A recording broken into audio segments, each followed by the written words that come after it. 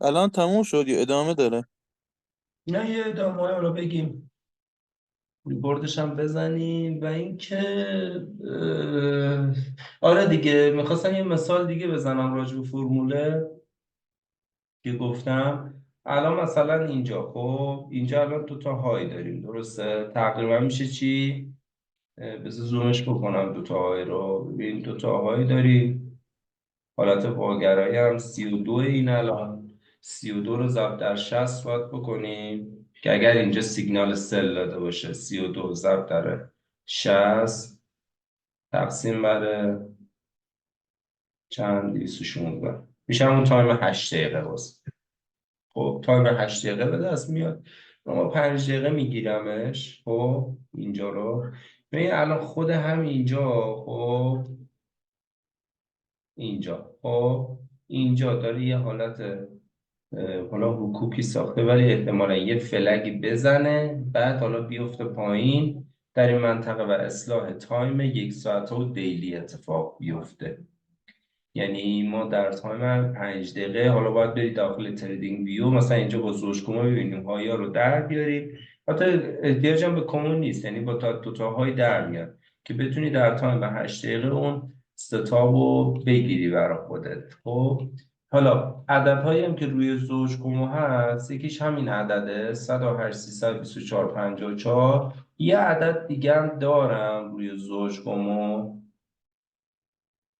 حالا فعلا کاری که به این مکتی ها نداریم. یه عدد دیگه هم دارم، این عدد 126 432 54. همه اینا ریتمش هم به 9 ختم میشه، یعنی جمعشون همه میشه 9. و شیفتی هم که داره کومو، یکیش 279 تا به سمت جلو، یکیش هم 279 تا به سمت عقبه. حالا هر کسی میتونه این اعداد رو برای خودش به دست بیاره و از این تقارناش استفاده کنه، ولی من حالا یه جلسه دیگه بابت این زوجکاما باید برگزار بکنم که یه همچین تمپلتی میشه. ببین یه همچین تمپلتی میشه با دو تا مکتی که بهتون بگم این دو تا مکدی تقریبا چی کار میکنه. خب و یه چیزی دیگه هم که هستش، ببینید زمانی که کموی عقبی حالت صعودی داره، قیمت دوست داره حالت نزولی بگیره، ولی خب باید برسه به کموی جلویی که تقارن بگیره. و وقتی هم نزولی میشه و کموی ما به حالت نزولی رنگ در میاد، دوست داره صعودی بشه باز. خب یعنی انگاری حالت قیمت انگاری از کمو عقبیه، نه اینکه مثلا چیز کنیم، قیمت داره کار خودش رو انجام میده، انگاری از اون کمو فراریه.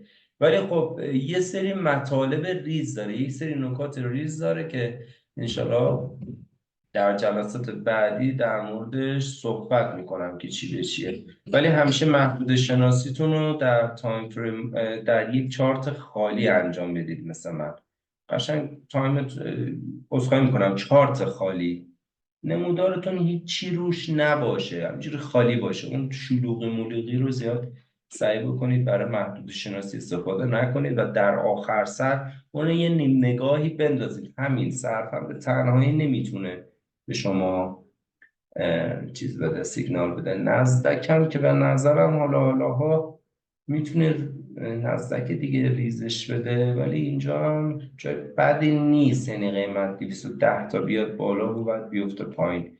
بذار سشناشو ببینم. سشنا رو باید اینجوری ببینم، ببینم داستان سشناش چیه الان. خب دیشب که نزولی بوده، یه حالت رنج داشته، یه حالت رنج داشته. به نظرم در تایم الان دیگه وارد این لندن تمام شه، به نظرم یه پایینی میتونه بده، 100 پیپ بیفته پایین و بعد دوباره اینجا یه حرکت اصلاحی میتونه بزنه، ولی باید در تایم 1 دقیقه دوباره به ما سیگنال چیز بده، فروش بده. که فعلا حالا هیچ خبر نیست. یو استی کردم که با هم بررسی کردیم. یورو دلار چی؟ یورو دلار هم بای داره فعلا، یه بای داره، نزول ها حرکتش، ولی احتمال میبینم تا اینجا بیاد دیگه، تقریبا اینجاها رو بیاد ببینه، اینجا رو بیاد ببینه، بعد از اینجا دوباره شروع کنه به سمت پایین. چرا؟ چون ویکلیش کلا نزولیه. یعنی من چند تا از این بچه ها بودن اون موقع چند تا از اون بچه ها بودن اون موقع که گفتم این یورو دلار در بیکلی نزولی، بیشتر روی خرید نباشه، بیشتر روی فروش باشه. چرا؟ چون کم کم قیمت یک بار دیگه میاد این منطقه رو میزنه. حالا میتونه این حرکت هم بزنه ها، یعنی هیچ، بین ما چند نوع سناریو داریم دیگه، بیاد این حرکت رو بزنه و بعد بیفته پایین. میتونه از همینجا هم الان اینجوری حرکت کنه به سمت پایین. بعد اینجا تصمیم میگیره یا میره بالا یا نمیره بالا، میاد حالا این سناریو به نظرم درست نیست، اینی که مثلا از اینجا بره بالا. خب اگر یورو دلار کلا بخواد صعودی بشه، به نظر من باید بیاد روی نقطه چند این چشام نمیبینه به خدا، 92,865 استاپ این خریدارها رو اینجا بزنه در مولم مدت و بعد حرکت کنه به سمت بالا. پوند دلار هم باز همین جوره. خب ولی ما باید قشنگ در مناطق خوب سیگنال، حالا اگر اینجاها وارد خریدن بشیم باید اسکلپی باشه، چون اصلا مومنتوم نزولیه. شما ببینید وقتی قدرت به سمت پایینه، شما چه اصراری داری بخرید چیز کنید، زیاد تو خرید باشید، بیشتر توی فروش باشید که سود خوبی هم میگیرید. تا زمانی که بیاد اینم یه فلک بسازه. طلا رو هم اگر بخوایم ببینیم، طلا یه نزولهایی میتونه داشته باشه، ولی این کفه خیلی مهم بود، این کفه رو نتونسته بشکنه. من از این میترسم، برای همین زیاد توی فروشش نمیتونم باشم. خب ولی برای اسکلپی اینجا رو میتونی یه بار دیگه بیاد بزنه این لوه رو، یا میره بالا دوباره از اینجا، یا نه میاد اینو میشکنه برمیگرده بالا، بعد میفته پایین، میفته حالا این تارگت رو میزنه، این تارگت رو میزنه دیگه، از اینجا باز میتونه تصمیم بگیره بره بالا. یعنی ما باید بازار اینجوری اه، رصد کنیم، تصمیم بگیره که چیکار کنیم. بیت کوین هم خب که سلش رو دادیم، همینجا افتاد پایین. بیت کوین هم اینجا منطقه خوبیه برای خرید، ولی ببینم 15 دقیقه 5 دقیقهش چیکار کرده. بله باش،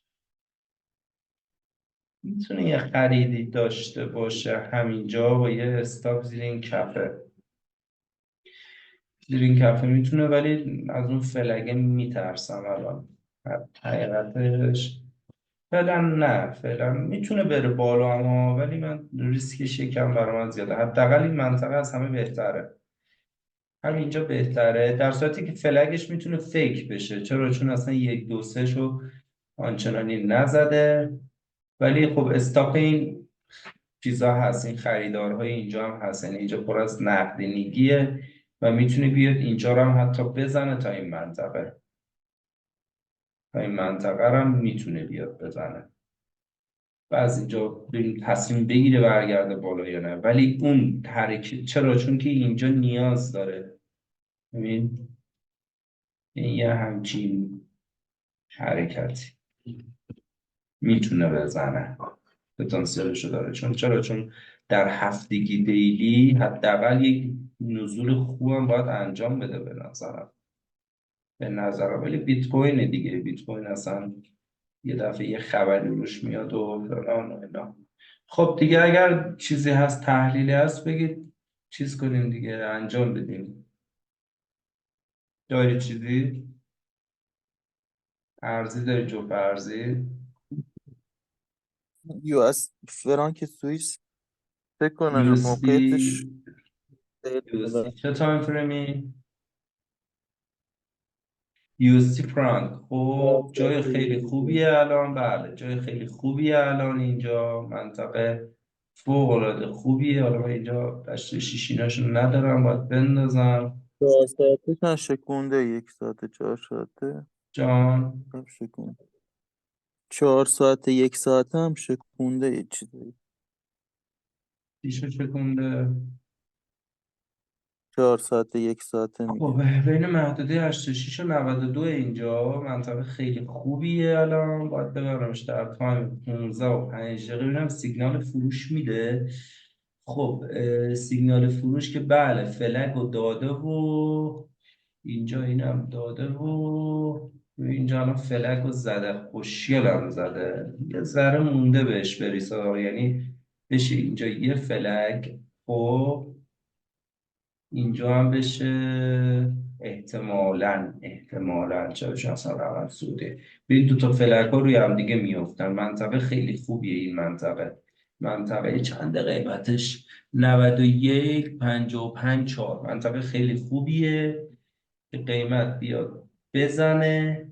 حالا در تایم یه دقیقه صبر بکنید یه کف معتبر بشکنه برگرده بالا و بفروشید. اولین تارگت، دومین تارگت میتونید برای خودتون پیدا کنید و این سلو بگیرید برای خودتون. من معمولا اینجا رو یه پله وارد میشم. معمولا اینجا یه دونه دمو بزنیم ببینم. اینجا رو بزنیم دمو دیگه. چی نومانی و چی نومانی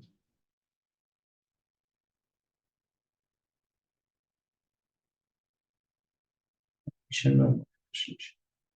اه، یعنی چی؟ 3000 تا بالانس چرا نومانی؟ چرا نمیزنه؟ شاید فکر کنم به خاطر چیزه، به خاطر لورجه.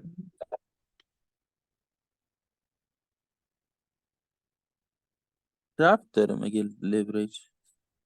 آره دیگه، ولی نباید انقدر باشه دیگه. لیوریج مگه چنده؟ اه.